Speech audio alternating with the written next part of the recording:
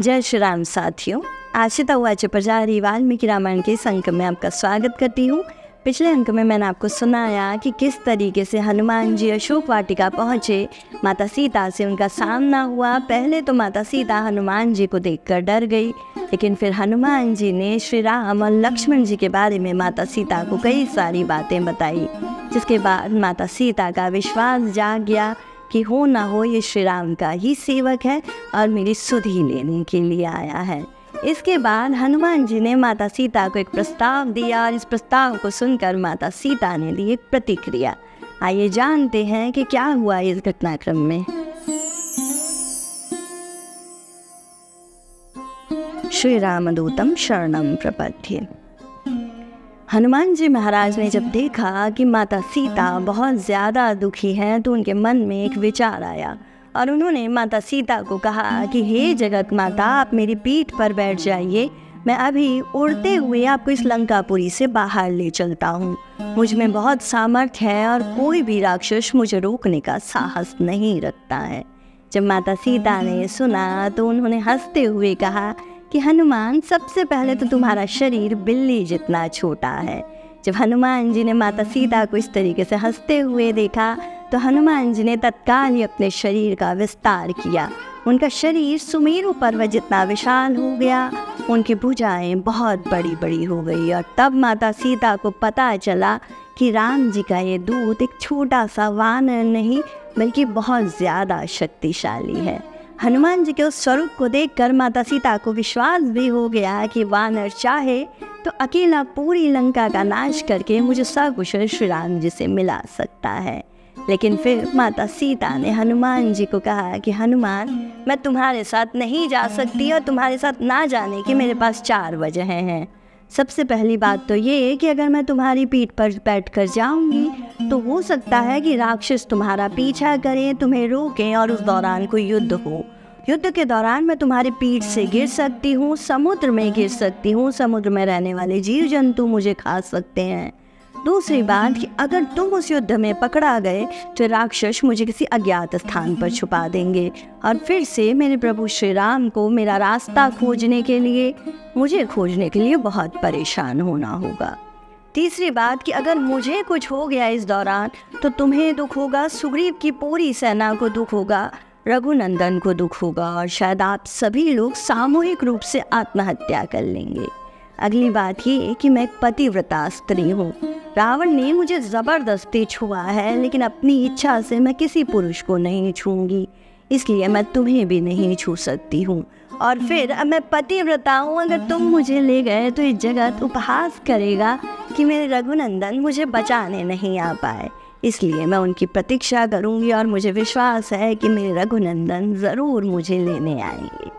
जब हनुमान जी ने बात सुनी तो वे मुस्कुरा उठे और उन्होंने कहा कि हे माता सीता, कोई निशानी दे दीजिए ताकि जब मैं वापस लौटूं तो प्रभु श्री राम को यकीन हो जाए कि मैं आपसे निश्चित ही मिला था।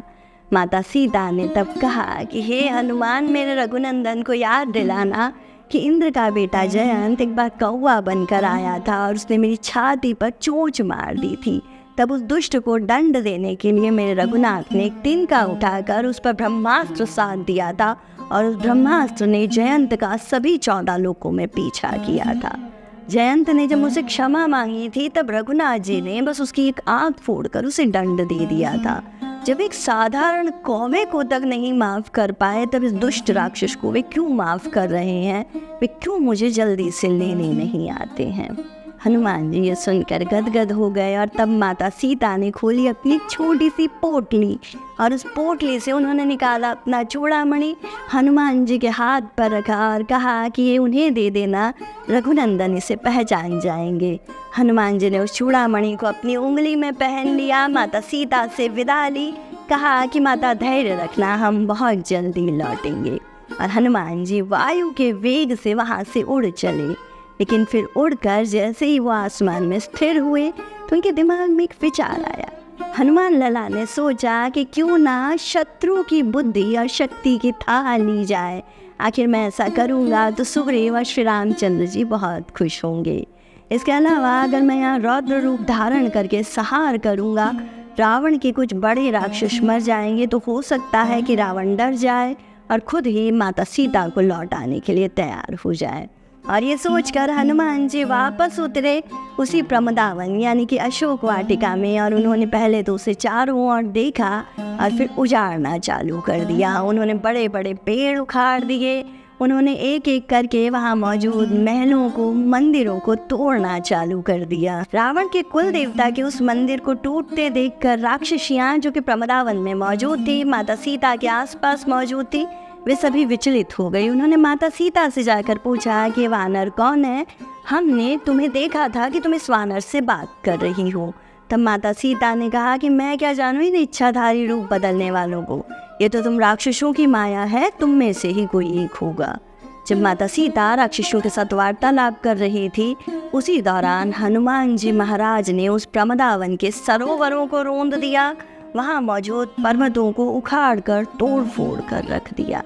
राक्षसियाँ भागी, सीधे रावण के पास गई और उसे बताया कोई विकट राक्षस आया है जिसने प्रमदावन में विध्वंस मचा रखा है। जब रावण ने बात सुनी तो उसने अपने पास मौजूद किंकर राक्षसों की लगभग 1 लाख तक सेना हनुमान जी को नष्ट करने के लिए भेज दी।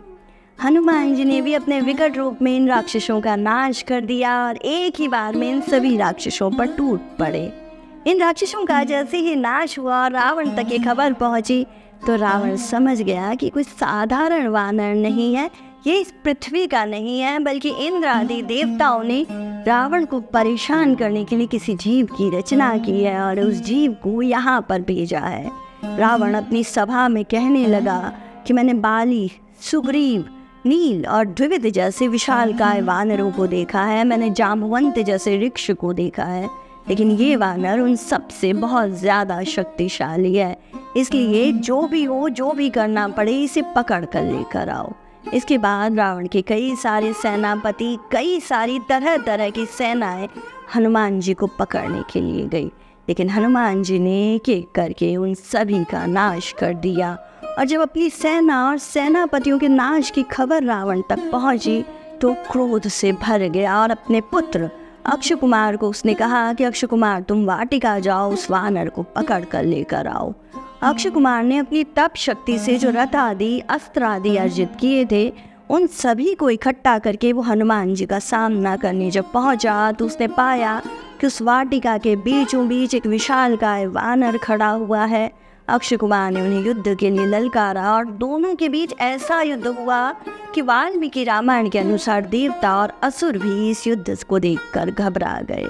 इस युद्ध में अक्षय कुमार अपनी जान से हाथ धो बैठा और फिर ये खबर पहुंची रावण के साथ। अशोक वाटिका के इस विध्वंस के दौरान ये तो बहुचर्चित तौर पर कहा जाता है कि हनुमान जी ने रावण के पुत्र अक्षय कुमार का वध किया था, लेकिन इसके अलावा हनुमान जी ने अक्षय कुमार जितने ही शक्तिशाली, महापराक्रमी विरूपाक्ष, युपाक्ष, दुर्धर, प्रगस, भास्कर्ण और रावण के सेनापति प्रहस्त के पुत्र जम्बूमाली का भी वध किया था।